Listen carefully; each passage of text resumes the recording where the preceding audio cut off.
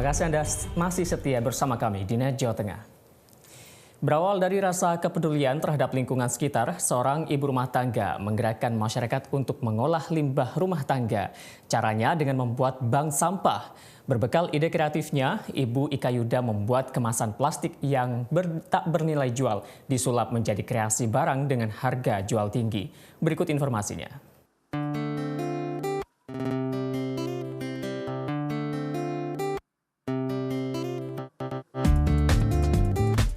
Nama saya Ika Yuda Kurniasari, saya pendiri dari Bank Sampah Resik Becik di Kelurahan Krobokan, Kecamatan Semarang Barat. Resik Becik sendiri itu ada visi misi di dalamnya berupa singkatan, jadi kalau kita panjangkan itu gerakan bersih dan kreatif bersama ciptakan kemakmuran.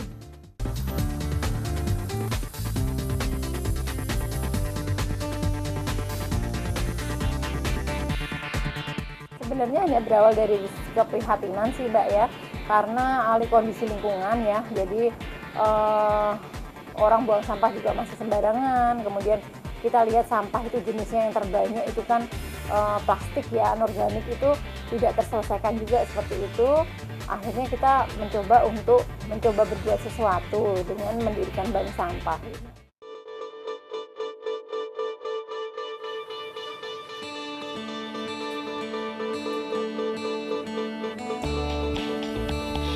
Pada awalnya, kami mendirikan bank sampah ini hanya berawal dari sekitar 3-4 orang saja.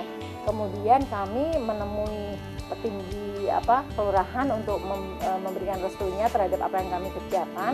Alhamdulillah sekarang kan sudah bisa mencapai 400 lebih.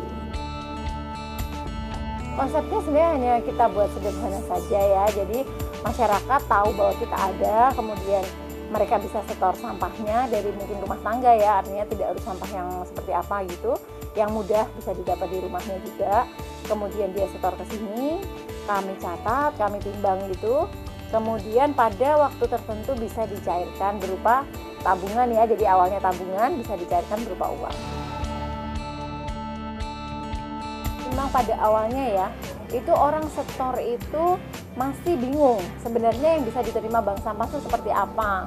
Kadangkala pengalaman kami di awal itu dalam plastik yang mereka setorkan itu masih bercampur baur gitu ya. Bercampur baur, kondisinya juga parah gitu ya, karena apa adanya dia ambil dari sampah di rumah gitu ya, hanya dipindah ke sini. Kemudian berangsur-angsur kita coba sampaikan gitu ya. Memang bertahap sekali Mbak, akhirnya pada saat ini sudah hampir semua nasabah itu paham betul bahwa apa yang kita butuhkan. Jadi memang bahasa mudahnya kalau ke masyarakat kita sampaikan jangan yang busuk-busuk, karena itu termasuk yang organik.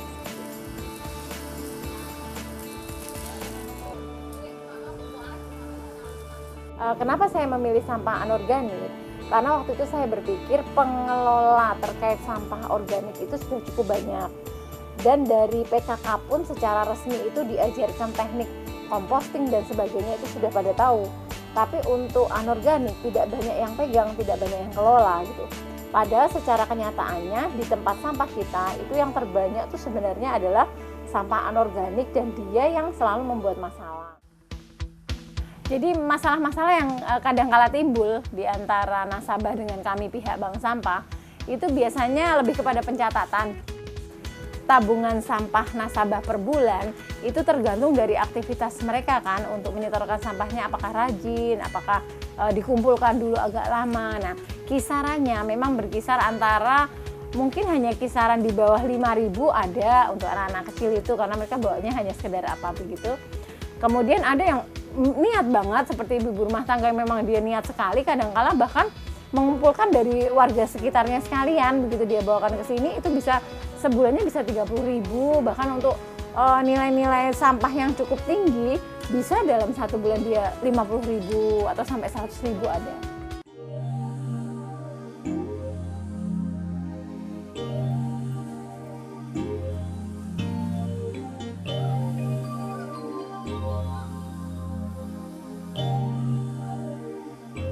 Cara merangkul masyarakat agar mereka bisa mendukung apa yang kami kerjakan ini, pada awalnya memang saya muter ya, artinya muter itu kita masuk ke pertemuan-pertemuan, waktu itu tingkat bapak-bapak juga saya masuk, kemudian tingkat ibu-ibu saya masuk untuk memperkenalkan apa itu bank sampah, kemudian kemanfaatannya apa buat kita gitu pada awalnya itu.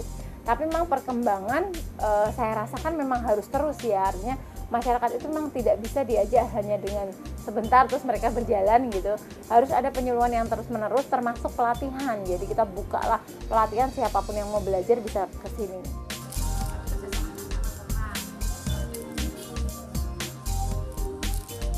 Tapi lah kita lihat kondisinya gitu kan.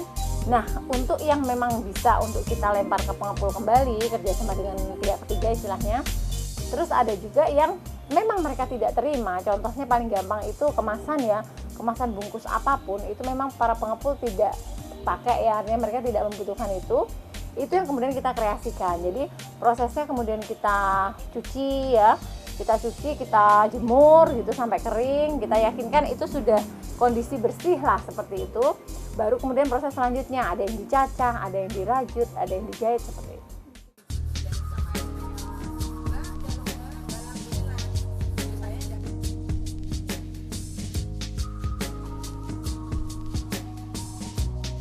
Kreasi sampah yang kita hasilkan itu sangat bervariasi karena memang kita konsentrasi sekali untuk menghasilkan berbagai macam produk biar masyarakat itu tertarik untuk membeli.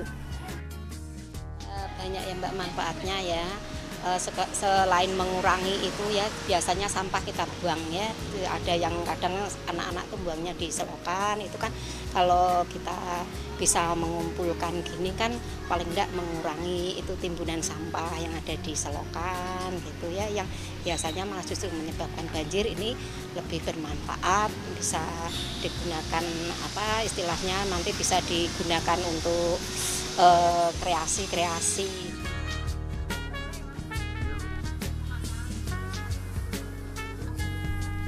Saya suka sekali dengan kerajinan bank sampah karena banyak kreativitasnya dengan kerajinan tangan dan sudah dari bahan-bahan yang sudah tidak diproduksi lagi. Jadi beda dengan dari berbagai di bentuk pasaran-pasaran atau produksi lainnya.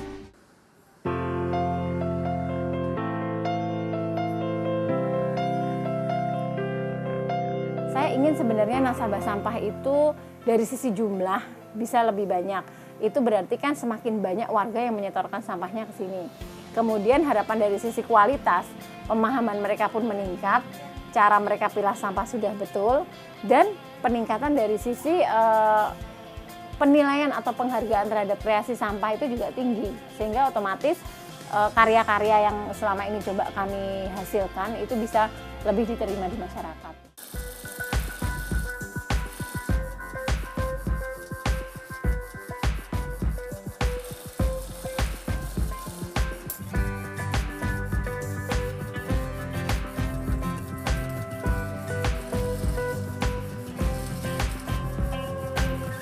Pada saat ini mungkin kami ingin mengingatkan kembali supaya lebih bergairah untuk menjadi nasabah sampah.